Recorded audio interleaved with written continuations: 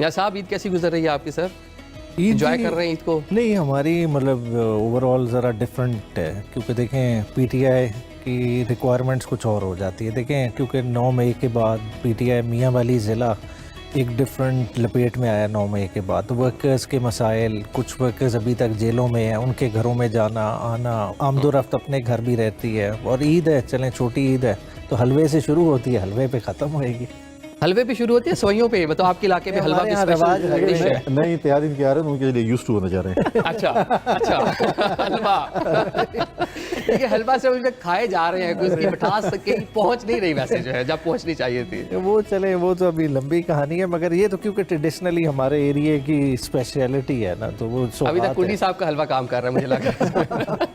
नहीं, ये मियावाली, डी खान, फिर मुल्तान, ये इनका हलवा ज़्यादा होता है। और फिर खुशाब में ढोडा थोड़ा सा लेकिन ये इस रीजन में ये हलवा मशहूर है।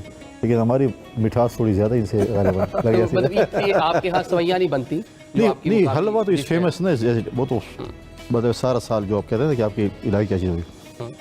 ईद पे तो नॉर्मली जो ट्रेडिशनल फूड जो होता है, सेवइयाँ हैं, बाकी चीज़ें वो तो बनती रहती हैं। उसमें तो कोई वो नहीं है कि नहीं बनती, वो तो चीज़ें बनती रहती हैं।